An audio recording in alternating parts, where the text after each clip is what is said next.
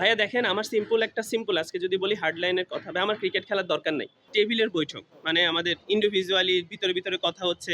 কিন্তু এরা প্রকাশ্যে এনে ক্রিকেটকে কমপ্লিকেটেড করার আমার মনে হয় না দরকার আছে। আমি যদি ইন্ডিভিজুয়াল বলি এই কথোপকথনগুলো আগে টেবিলে হওয়ার দরকার ভাই আমার এটা দরকার, এটা দরকার, এটা দরকার না, এটা হওয়া উচিত। তারপরে এটা বাইরে আসবে। যখন ওখানে কিছু হচ্ছে না তখন আসলে বাইরে আসার কথা। আমার খুবই ভালো মতো মনে আছে যে ক্লাবের প্রেসিডেন্ট থেকে শুরু করে প্লেয়াররা যারা আছে তারা ক্রিকেট বোর্ডকে রিকোয়েস্ট করেছে অনেকবার যে এটার একটা সমাধান হওয়া উচিত, এইভাবে প্লেয়ারকে বাইরে রাখা উচিত না, এমনকি একটা নোটিশ আকারেও সোশ্যাল মিডিয়াতে পাবলিক করেছে। কিন্তু তারপরেও আসলে কোনো ফলভূত রেজাল্ট আসতেছে না এবং তারা ক্লিয়ারও করছে না।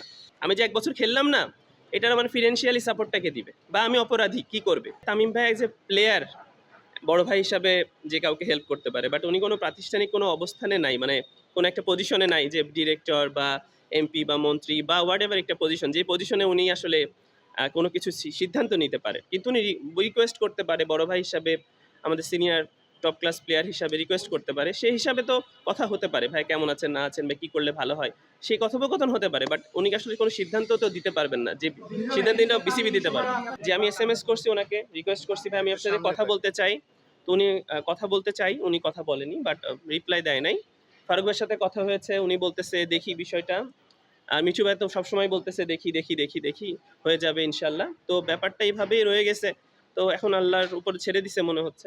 ভাইয়া দেখেন আমার সিম্পল আজকে যদি বলি হার্ডলাইনের কথা ভাই আমার ক্রিকেট খেলার দরকার নেই।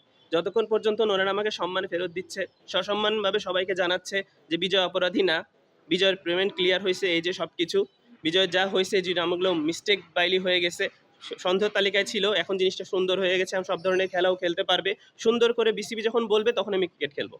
তার আগে আমার এমন না যে আমার খুব বিসিএল খেললে এমন কিছু, এর আগে আমি বহুত সেঞ্চুরি মারছি, এই খেললে পারে এই মাঠে আমার অনেক সেঞ্চুরি আছে, অন্য জায়গায় যেখানেই খেলি অনেক সেঞ্চুরি আছে। আপনারা অনেক ভালোবাসা দিচ্ছেন, অনেক পাইছি আলহামদুলিল্লাহ।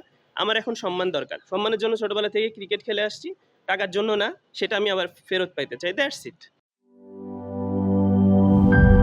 গ্লিটারের টুইন লেমন ও অ্যান্টিব্যাকটেরিয়াল ফর্মুলা বাসনকে চকচকে জীবাণুমুক্ত করে আমাদের দেয় গ্লিটার গ্যারান্টি।